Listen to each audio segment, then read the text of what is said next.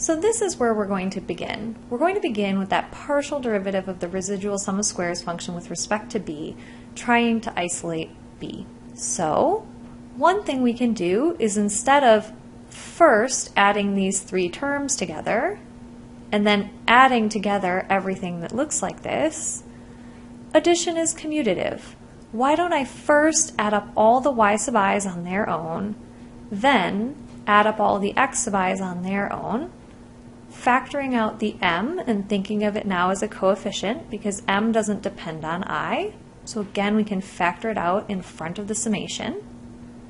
And then we can add up all the b values. So going from this line to this line, we've just used the fact that we can add up a big long sum of things in any order.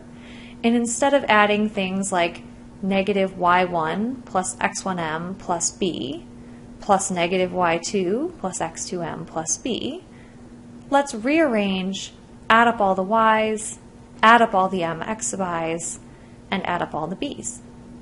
Moving from this line to this line, all that we've done is noticed that if we're adding up n copies of b, that what we have is n times b, and we can go from 3 big scary summation signs down to just 2 scary summation signs. So that's what's happened from here to here to here. Now remember that we're setting this partial derivative of the residual sum of squares with respect to b equal to 0. We can add an equals 0 on this side of the equation, and we can take all the terms on the left-hand side that don't involve b and move them over to the right-hand side. When we ultimately then divide both sides by n, what we have is this formula right here. And if you'll take a look at the handout I showed you, the very first time that I introduced the m and the b values for our residual sum of squares, the formula we have right here and the formula we just found are exactly the same. So the way that we found the optimal b value for a line of best fit with the residual sum of squares function was by taking these partial derivatives and setting them equal to 0.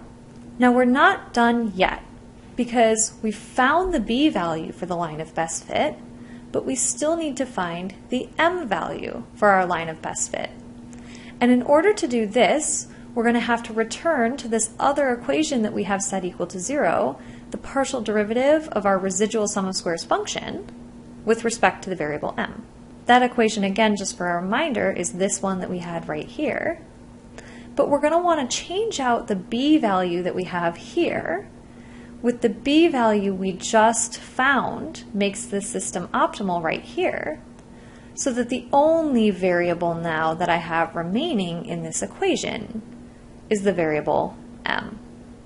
The unfortunate thing is that because the b value is somewhat complicated and messy, that takes a sort of bad equation up here to a much worse equation down here. If we have faith, however, and are willing to trudge through just a little bit more algebra, we can make this equation more manageable. First things first, get rid of that huge fraction. Multiply both sides of the equation by that capital N value to get rid of this part of the expression. So these two values right here should gain a capital N as a coefficient, and this denominator of the fraction should go away when we do that. And in fact, that's precisely what we see. The first two pieces of the equation have an N as a coefficient, and there's no longer any fraction here. So that's one way to make the equation nicer. The next thing we ought to do is distribute this sum to each piece inside the parentheses and regroup our like terms. We're trying to solve for m, so let's put the things that have an m in them next to each other, and then let's put everything that doesn't involve an m towards the tail end of this equation. So doing that process of distributing this sum to each piece of the parentheses and rearranging our terms gives the expression that you see right here on the bottom. Hang in there, we're almost through. Now that we've grouped our like terms, and we have our two expressions that involve m over here, and these that don't, let's move the things that don't involve an m over to the other side of the equation, which simply toggles their signs, plus to minus and minus to plus.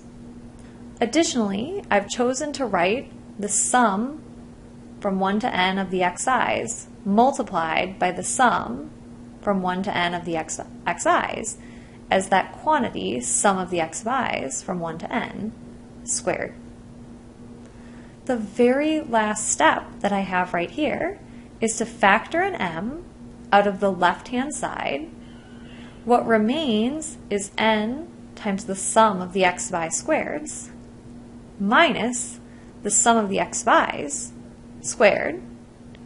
I'll divide both sides of the equation by that quantity, and I'll be left with this big old formula. As bad as it is, it's an equation that's explicitly solved for m, and in fact is precisely the equation shown to us when we first studied lines of best fit. Now, if you made it all the way through this video and you're still hanging on, congratulations. You truly earned making it to the end of this system, and I want to give you a bonus, which is to tell you that I like hippos today, and that should help you out on the quiz that you'll be taking on these slides this week.